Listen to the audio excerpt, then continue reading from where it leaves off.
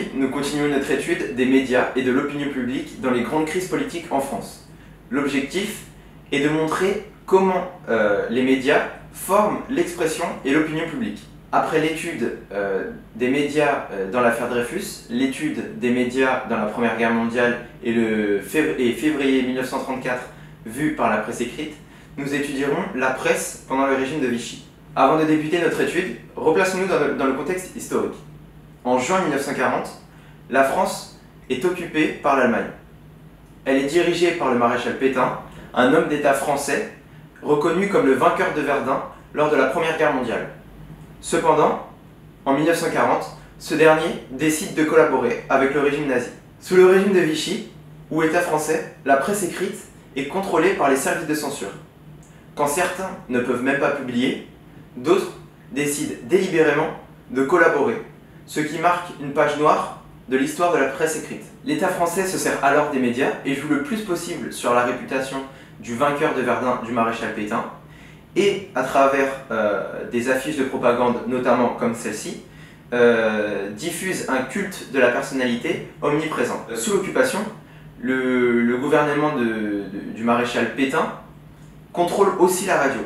Radio Paris, qui est une radio qui existe depuis 1922, cesse d'émettre le 17 juin 1940. Cependant, en juillet de la même année, les services de propagande allemands en prennent le contrôle et la dotent de moyens financiers importants.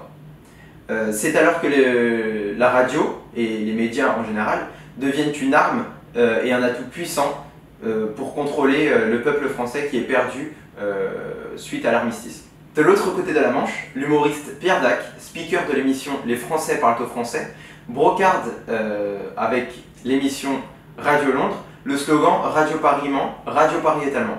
Par l'intermédiaire d'affiches, de la presse ou de la radio, le maréchal tente d'influencer les Français à travers sa propagande, notamment avec des mots-clés présents dans toutes ces affiches comme confiance, victoire ou encore libéré. Les médias parlent alors de la puissance militaire des nazis, condamnent la résistance et encouragent l'antisémitisme. Cependant, contre ces médias au service du gouvernement de Vichy, s'opposent ceux de la résistance. La résistance avait pour but principal d'informer la population et de l'inciter à résister. La radio était donc un média très important car il était accessible pour une grande partie de la population.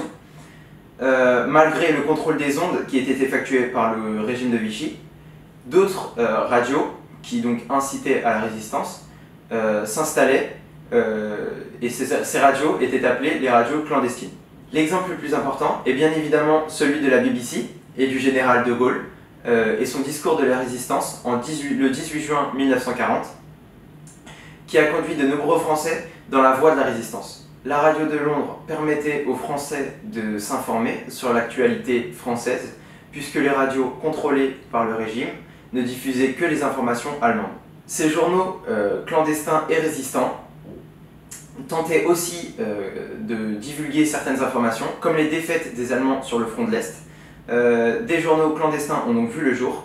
Certains ne se vendaient qu'à quelques dizaines d'exemplaires par jour, même pas, quand d'autres, comme Libération Nord, se vendaient à plus de 50 000 exemplaires pendant cette période de résistance, notamment avec le premier journal, le 1er décembre 1940, qui a marqué un mouvement qui deviendra l'un des plus importants de la zone nord. Le journal Combat tient aussi un rôle essentiel dans le mouvement de résistance éponyme et de ses activités. Pour conclure, nous pouvons donc dire que sous le régime de Vichy, les médias se scindaient en deux parties, de la même manière que la France se scindait en deux camps, celui de la collaboration et celui de la résistance. Tous les types de médias étaient utilisés, radio, presse, affiches. Bien que les médias étaient pour la plupart contrôlés par le gouvernement de l'époque, il existait une presse clandestine et des médias officieux pour contrer la propagande de Vichy.